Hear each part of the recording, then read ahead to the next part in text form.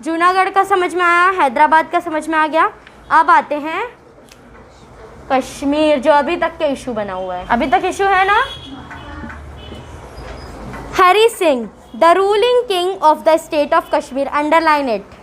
आपको पूछ सकता है कि who was the ruling king of the state of Kashmir at the time of independence, तो आपको बताना होगा कौन था।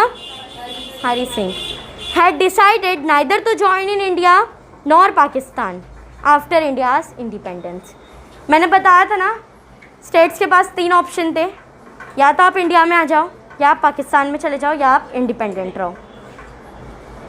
जूनागढ़ के साथ मामला क्या था, कॉमन पीपल चाह रहे थे कि वो इंडिया में आए, किंग्स नवाब चाह रहा था कि वो पाकिस्तान चला जाए। हैदराबाद के साथ भी यही मामला था, कॉमन पीपल चाह रहे थे कि वो इंडिया जाएं, निज़ाम चाह रहे थे कि वो पाकिस्तान में मर्ज हो जाएं। बट कश्मीर के राजा हरी सिंह ने ये डिसाइड किया कि वो ना इंडिया में जाएगा ना पाकिस्तान, बल्कि वो इंडिपेंडेंट रहेगा। बट ऑफ कोर्स इंडिया और पाकिस्तान तो ऐसे छोड़ने नहीं वाले थे उसको। कश्मीर है भाई, बहुत ज़्यादा पावरफुल है टूरिज़्म के हिसाब से, और प्लस जो है खूबसूरत, और कितनी चीज़ें इधर पे है ना, हिमालयाज़ वगैरह, बहुत सी फाइनेंशियल हेल्प बहुत है कश्मीर से इंडिया को। तो ऐसे तो कोई जाने नहीं देगा कि इतनी अच्छी चीज़ है जो उसको छोड़ के हट जाए। हर कंट्री चाहती है कि ये कश्मीर उसका हो जाए। Then however Pakistan had plans to annex Kashmir to its territory. अब पाकिस्तान ने एकदम प्लानिंग कर ली थी कि कुछ भी हो जाए, कश्मीर चाहे जो सोचे उसको कोई प्रॉब्लम नहीं है, उसको जो है कश्मीर किसी भी तरह एनेक्स तरीके से, मतलब कि ज़बरदस्ती तरीके से, मतलब वेपन वगैरह का यूज़ करके उसको, हाँ, तो उसके थ्रू से वो कश्मीर को लेना चाह रहा था, क्योंकि कश्मीर तो अभी आने नहीं वाला है ऐसे। Then therefore Pakistan began to pressurise king Hari Singh on 27 October 1947। Arm bands of intruders attacked Kashmir from the Pakistan border। अब देखो क्या हुआ कि पाकिस्तान पहले से ही डिसाइड कर चुका है कि उसको कश्मीर लेना है, चाहे जैसे मिले, अच्छे से मिलेगा तो अच्छे से ले लेगा, वरना मार धाड़ करके, जंग करके, जो भी है वॉर से, सब कोई भी तरीके से बस कश्मीर लेना है। तो उन लोगों ने क्या किया, सबसे पहले जो किंग हरी सिंह था इसको पहले प्रेशराइज़ करना शुरू कर दिए। अब किंग प्रेशराइज़ हो जाएगा तो वो परेशान होगा, क्या करूँ क्या करूँ। अब अगर आपको बार बार कोई धमकी देता है किसी चीज़ की, तो या तो आप 2 काम करोगे, पहला या तो आप उससे लड़ोगे, दूसरा है सरेंडर कर दोगे। तो अब किंग हरी सिंह तो एक छोटा सा राजा था कश्मीर का खाली, और पाकिस्तान तो एक कंट्री थी, अब उससे लड़ना तो हरी सिंह के बस की बात नहीं थी। लेकिन जो है फिर क्या हुआ, 27 अक्टूबर 1947 को arm bands of intruders, intruders कौन होते हैं, जो कि किसी कंट्री में इलीगली एंटर करते हैं। अभी हमको कोई कंट्री में जाना होता है तो हमको वीज़ा लगता है उसका, इनके पास वीज़ा वगैरह कुछ नहीं होता, ये इलीगली जैसे बॉर्डर क्रॉस करके कैसे भी मतलब एंटर हो जाते हैं, इलीगली रहते हैं, इन लोग के पास लीगल परमिशन नहीं होती उस कंट्री में जाने की। तो पाकिस्तान ने क्या किया, ये इंट्रूडर्स के थ्रू उसने अटैक करवाया, कहाँ पर, कश्मीर में, और पाकिस्तान की बॉर्डर से हुआ था ये अटैक, ठीक है। King Hari Singh, who wanted to maintain independent status, asked India for help। अब मैंने पहले ही बताया ये एक छोटा सा राजा है, ये कितने देर लड़ पाएगा। अब जब ये तो चाह रहा था कि ये इंडिपेंडेंट स्टेटस रखे कश्मीर का, बट जब इसने देखा कि पाकिस्तान इतना ज़्यादा मतलब जो है आगे बढ़ रहा है, पाकिस्तान से लड़ने की ताकत नहीं बची, तो फिर अब ये किसके पास आया हेल्प के लिए, इंडिया के पास। और ऑफ कोर्स इंडिया हेल्प क्यों नहीं करेगा।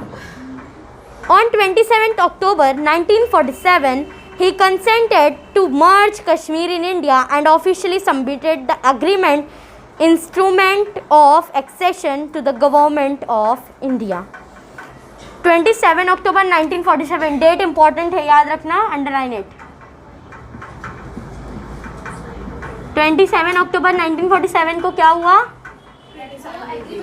एग्रीमेंट साइन हुआ, जिसमें ये बात कंफर्म कर दी गई कि कश्मीर इंडिया में एंटर हो जाएगा।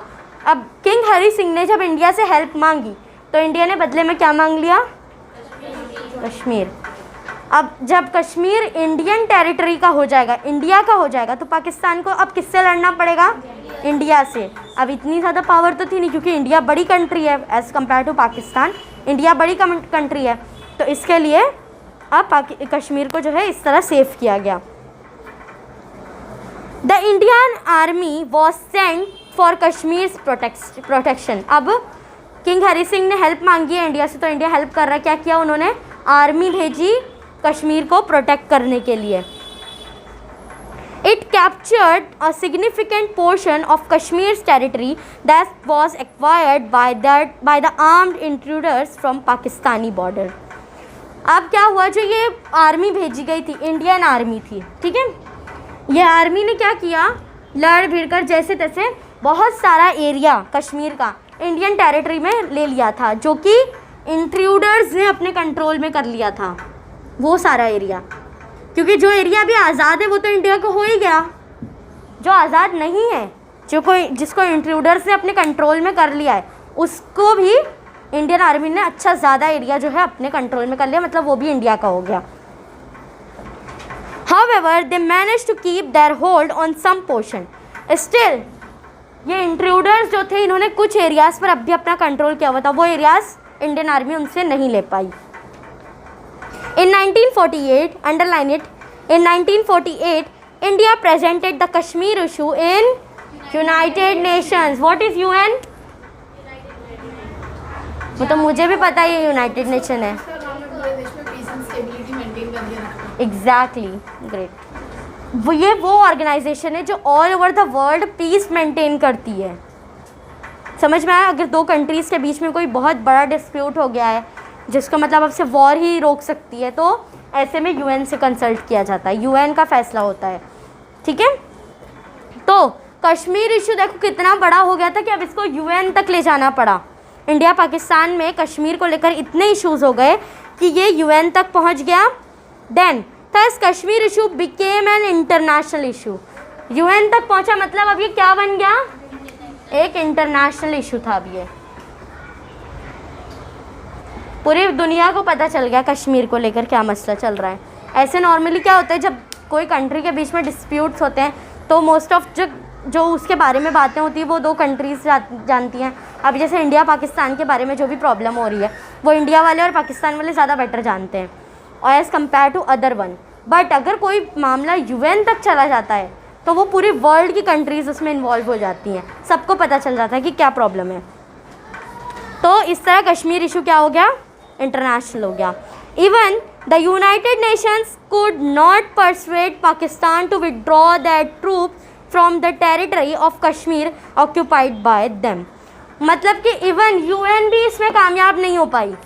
यूएन को इन लोगों ने ये इशू दिया था जो कश्मीर में अभी इंट्रेडर्स कुछ एरियाज़ पर है ना, तो वो एरियाज़ को लेने के लिए ये इशू यूएन तक गया। यूएन भी कश्मीर के लिए पाकिस्तान को नहीं समझा पाई। उन लोग ने मतलब बहुत बोले कि जो यूएन का एरिया, यूएन ने क्या बोले कि जो इंट्रूडर्स है उनको ये बोले कि जो आप लोगों ने कश्मीर का एरिया लिया हुआ है अपने में उसको भी छोड़ दो, बिकॉज अब कश्मीर इंडिया की टेरिटरी है तो वो एरिया भी इंडिया का है। बट उसमें भी उन लोग नहीं माने। पाकिस्तान क्या बोलेगा? ऑफ कोर्स अब वो इंडियन टेरिटरी एग्रीमेंट साइन किया है ना किंग हरी सिंह ने, इनके पास चॉइस थी ना। हाँ, अब एग्रीमेंट ऑफ एक्सेशन साइन हो चुका है तो अब कोई चॉइस ही नहीं बची पाकिस्तान के पास, तो उसको खामोश ही रहना है। However, then the National Conference Party decided on plebiscite to solve the issue and to accede Kashmir to India। यानी कि अब क्या हुआ, जो नेशनल कॉन्फ्रेंस पार्टी थी, एक पार्टी है जो कि मतलब नेशनल इश्यूज़ जो हैं हमारे उसको सॉल्व करती है, उसने क्या डिसाइड किया कि अब ना यहाँ पर प्लेबिसाइट होगा। प्लेबिसाइट क्या होता है कि जिस पर कोई अभी जैसे दो चीज़ें होती हैं, जैसे प्लेबिसाइट की एग्जांपल ऐसे ले सकते हैं, वोटिंग की जाती है कोई एक चीज़ को सबसे ज़्यादा। अभी जैसे दो लड़कियां हैं क्लास में मॉनिटर बनने के लिए, तो अब जो है टीचर कंफ्यूज है क्योंकि दोनों बहुत अच्छी हैं पढ़ने में, दोनों इंटेलिजेंट हैं, दोनों एक्टिव हैं, अब किसको मॉनिटर बनाएं।